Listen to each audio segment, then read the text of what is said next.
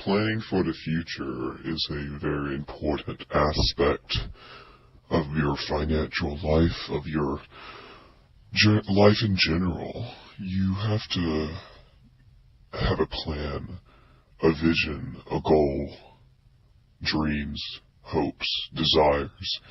You have to want something. You need to understand yourself well enough to know what that is. What do you want with your life? Or you could be complacent. You could plan nothing. Live in the now. You could just think of nothing, really.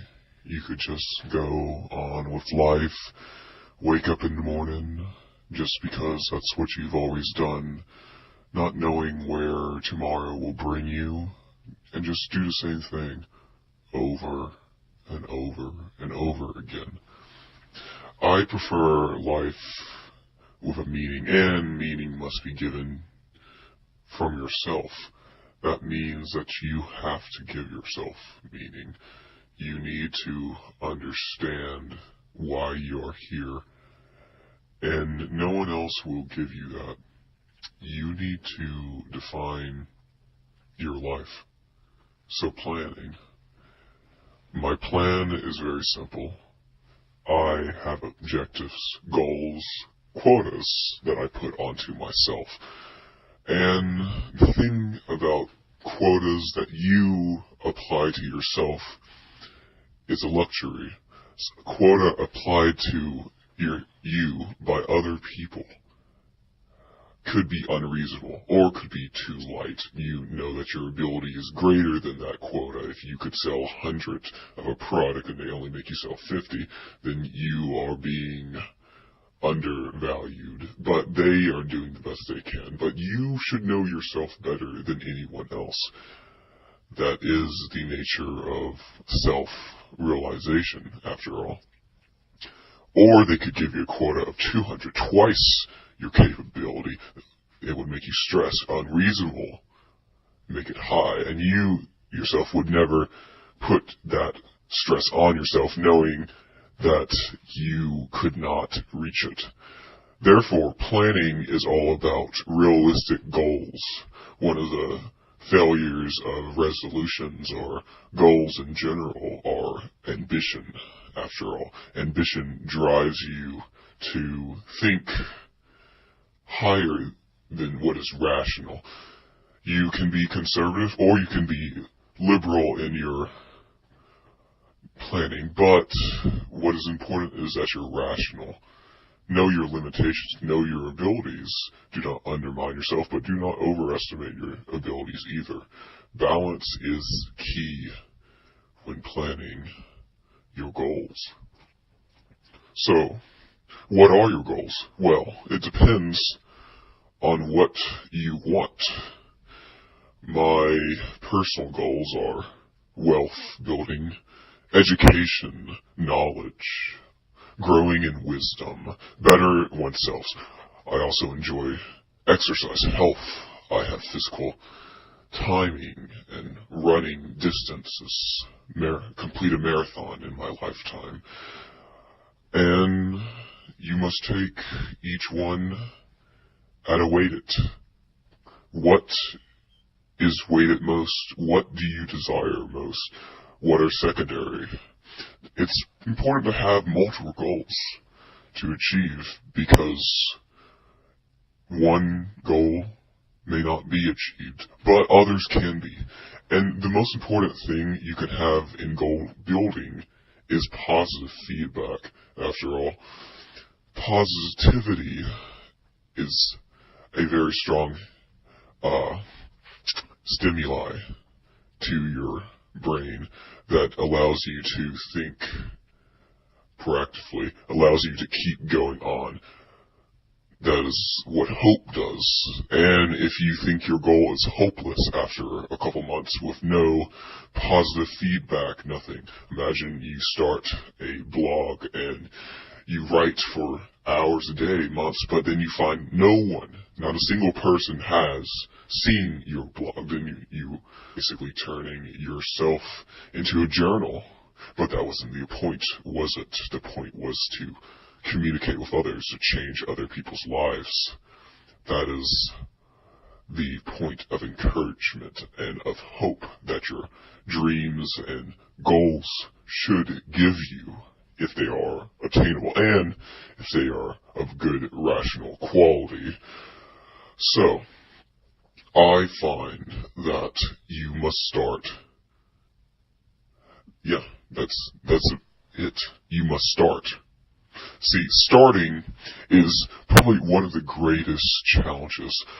If you think about laws of physics and friction becomes less as object gains momentum and eventually reaches a point of lesser friction, possibly a fourth of the original friction it started to begin. And as it gains momentum, it can become near frictionless because its momentum carries it.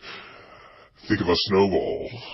How hard it is to start the snowball. You must take individual snow, compact it, all the energy of that. Then you must roll it downhill. Sometimes it doesn't start, and you have to give it more snow, pushing it. But eventually, it'll become so big that it can overcome almost any surface, regardless of how rigid and stuff it is, if it becomes large enough, and as long as its heel is sloping downward. That is, of course, the important thing. Gravity must ultimately do the job, but getting it started is normally the hardest part. So what I find, tell others of your goal, your ambition. Try to tie your goal to others. So if you are wanting to exercise, health, diet, try and get a friend to do it with you.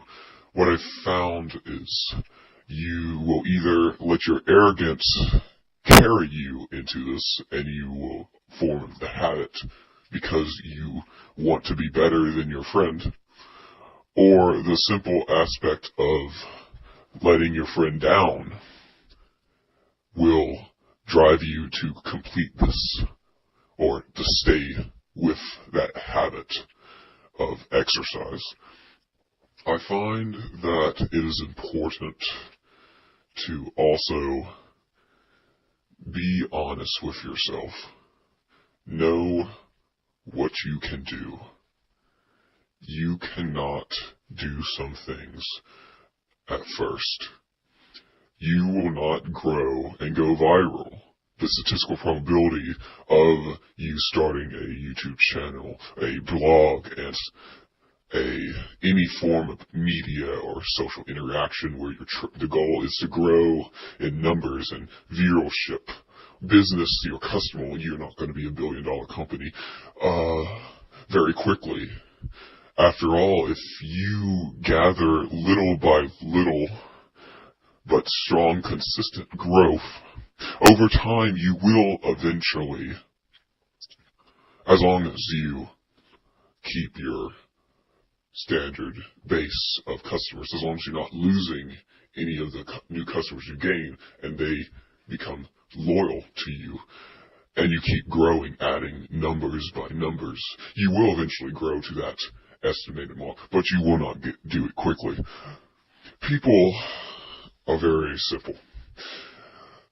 Their ultimate desire is the path of least resistance. Therefore, they want something that is the least burdensome on them. Therefore, if they could find get-rich-quick schemes that work, that actually pay out, are fruitful in their promises, then they will go after them.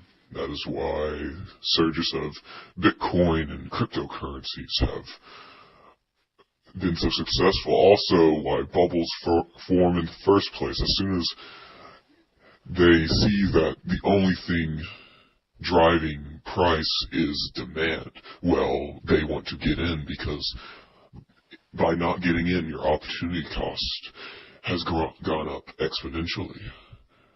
And it brings people physical pain to see that they could have done something to be successful. But that sadly is not the case.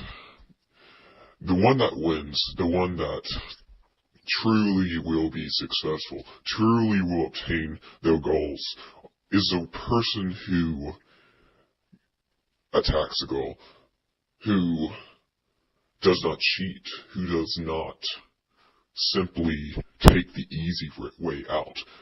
The person who wants to be physically active, fit, have the ideal body, will wake up early, exercise multiple times a day, eat properly, sacrifice the now for the future. That is what is important to this person. He understands that by going every day slowly, making gain after gain, he understands that he will outpace someone who got lucky, right? He already outpaced the 9 out of 10 people that failed on the first attempt, because 10% of the time, only one person will succeed in those get rich quick schemes.